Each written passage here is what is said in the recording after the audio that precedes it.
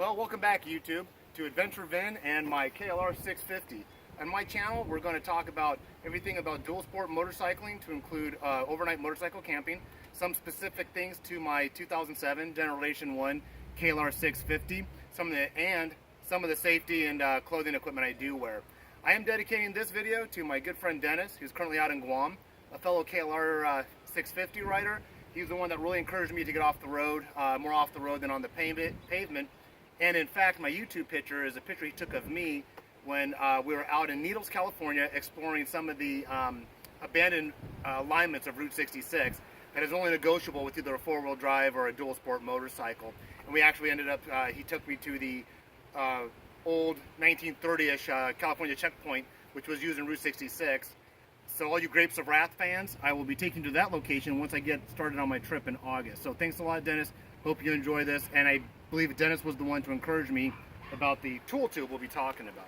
So come on in, I'm going to point some of the stuff out. So today we're going to be talking about the Happy Trails system I picked up. So this is actually three separate pieces. So we have the Nerf Bar system here. It goes down to the foot peg motor plate, is actually a separate item. They do connect right here at this hinge point, and I'll discuss that in a second. And then I picked up the Happy Trail skid plate. The Happy Trail skid plate actually replaced the stock heavy plastic one. I'm not as an extreme motorcycle rider as all this may deem necessary, but I just wanted to go with this. I do want to do a quick shout out to Jason at Happy Trails, who walked me through the process. It was actually cheaper to buy all three components at the same time. I did mention over here that I wanted to put some running lights on it, so he was able to hook me up with some spotlights. And real quick, these spotlights, if you can get a front shot of this, so the spotlight, go in front. So the spotlight, back up a little bit. So the spotlight is there are SRM made by Rigid. It's a Rigid SRM 90221. It's got a 10-degree spot pattern. They're very bright. And one thing I was wanting to go with originally before speaking to Jason was a 4-bulb light. I wanted to go a little bit bigger. But one thing he pointed out, which I do agree to, is bigger is not always better with the KLR for the rattling and the vibration factor. The only thing I wish I could have done differently is orientate these lights so they're more side to side instead of up and down. But once it's on, it really provides the look and the effect I want. One thing I want to note about it is that on motorcycles regarding safety, you want to see and you want to be seen. These provide both. These are actually very bright. It provides more illumination, obviously, because it's an additional lighting, but it provides a breakup pattern of a motorcycle coming towards another moving vehicle, such as a car, because now there's three lights. Sometimes a car can assume that maybe it's that we are other vehicles with a burnt out headlight, and they can't judge our rate times time equals distance. So in effect, you kind of see where cars look like they're trying to cut off a motorcyclist. They're just not timing our approach appropriately. So this way, it kind of grabs their attention more of, hey, what is that? Oh, it's a motorcycle and it's closing speed closer. So let me not pull out in front of them. So well worth its weight in gold. I'm going to talk about some of the prices also. So matter of fact, let me just jump into that. I know I'm going to probably forget to tell you guys this, but I do recommend, they sent some really detailed sheets from Happy Trails with all the torque specs. So if you're really going to fine tune how you're cranking down your bolts, don't get rid of the spec sheets because you're not going to find those torque specs very easily anywhere else. So I kept all the spec sheets for this. So the Nerf Bar system, the Nerf Bars came in at $275. The skid plate, which I have my tool tube attached to, came in at $155. And then the these brackets came in at $45, the brackets that hold the lights. The lights actually retail for $99 each, but he actually gave me the pair for $99. So I say 50 bucks there. And I apologize, I forgot on how much the skid plate was, but I want to say it was around the $80 mark. I'll put, I didn't put the price down, but I believe it was around the $80 mark, but we'll get into that later. Another thing I wanted to mention is the way these hook up, it's all independent. These bars are all independent from each other, but I recommend a hex tool like this. This is a number 5. And why I got this, like I said earlier, is that KLRs are notorious for vibrating. So I want to check that every once in a while, and it might be hard to get on camera, but what this is going to do what this hex tool does, and it has that rounded out head, that I can get in there and I could check to see if it's, as a matter of fact, there we go. So it vibrated loose a little bit already. So let me torque it down, turn it down a little bit. Also, I want to point out while the camera's on that angle, right here, one thing you need to consider is where the top bracket meets, you're going to occlude your radiator cap. Now, I put about 7,000 miles on this bike already, and I haven't had to add water. But how that is going to work, if I need to get into there, is I'd go over here with this tool, I'd release that all the way, hopefully not lose the bolt, and then I would have to come to this point here where my lights are harnessed, and I would disconnect it. Now this is free, and then travel all the way down here. This is a hinge system. So what you're gonna do next is drop this whole Nerf bar system forward away from it, and it'll rock out naturally, and you can get into your radiator cap. And then you just reverse the process, put it back together. That's one reason why I put the zip tie on the black portion and not the gray one, because I might have to remove this gray one to pivot this out if I have to access the radiator. That way it moves freely. I have not adjusted or aimed these lights yet. They're a little bit off. I need to get to a good place at night and do that. One thing I did want to put out that was really cool is that when I talked to Jason, I told him what my overall effect was.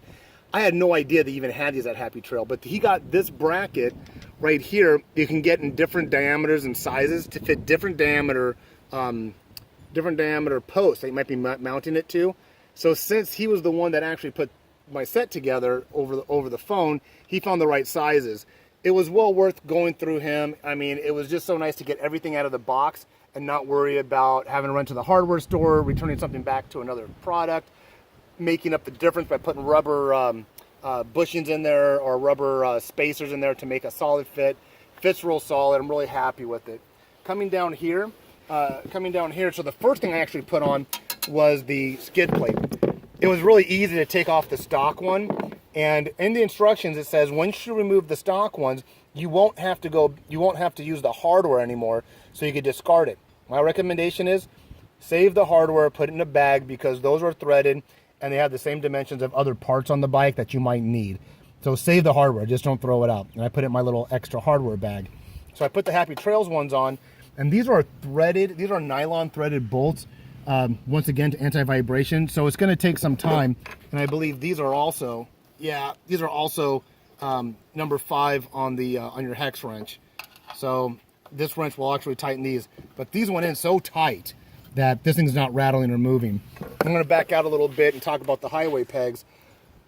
When I did my first 366 trip I got from Chicago to Oklahoma City, I didn't have these, and I'm gonna tell you, the extra moving up and down the KLR seat, trying to get a different position for relaxation or stretching, I wish I would have. So being that I'm gonna be doing some long distance riding, and I will be on the pavement once in a while, these, I've used them a few times already, and they're worth its weight in gold. I can kick my feet up here, get a different position, relax my legs, and retract them back in. And the freeway peg system is combined with this metal engine guard plate. It comes all at one piece. You can't see it too well because I got my tool tube down here.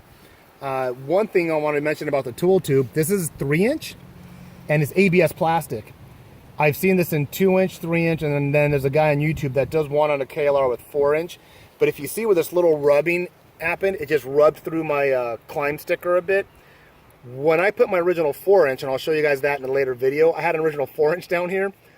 I didn't even get to work, and my tire went into it and grooved out a big chunk. So if you're going to do a tool tube out of ABS or PVC, I wouldn't exceed 3 inches for a KLR.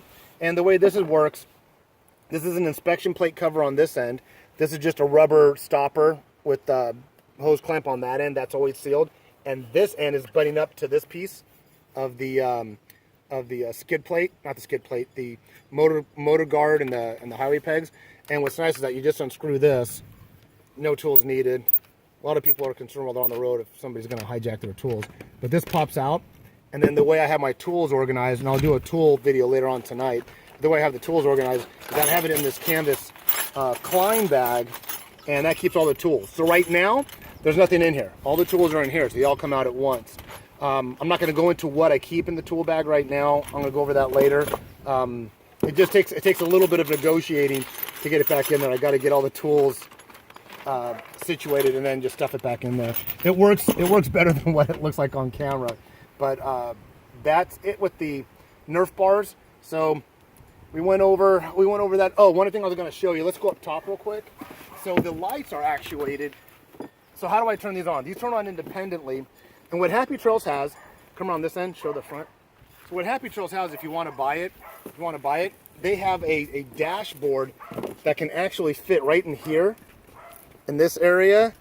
But I have this accessory panel, so I couldn't use what Happy Trails sent. It would have worked awesome, and I would have put my switches right here for the lights. But what I ended up doing was putting them right in this. I don't know if the camera can pick it up. There's a little red dot in there, and so when I turn it on, now my hands are right near the light thing, so I have to take my hands off the bars. So when I turn it on, it gets light, and you can see that it's on. Let me toggle it one more time. So it's on, see the light? Toggle it off, it goes off. And this is the left, operates the left. And then of course the right is going to do the same. And then you can kind of see how bright they are just even in the daylight. On a later video, show them the headlight. I'm going to turn my headlights on. I did replace this with the Cyclops. I'm not going to get into detail about it, but there's the headlight. That is not the stock. I just put that one in. On that headlight, so you can kind of see.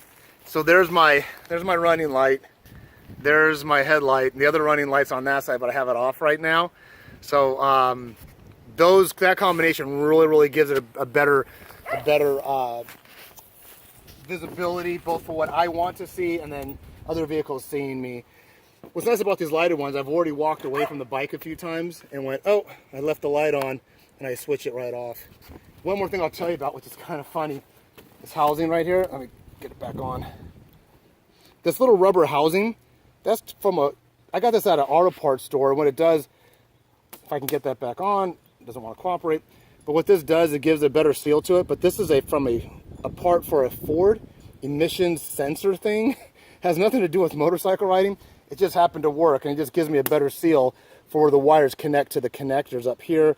And I had some silicone in here that I kind of took off, but it's about as good as a fit as I can get. So that's going to be it for tonight's episode on my breakdown and some of my modifications to the KLR. I still have much more to talk about. Some of the LED lighting I put in, the tires, the center stand, stuff like that. But we're going to wrap it up for now. Don't forget to like, subscribe, most importantly, get out there and ride. And remember, life's an adventure. Make your journey a good one.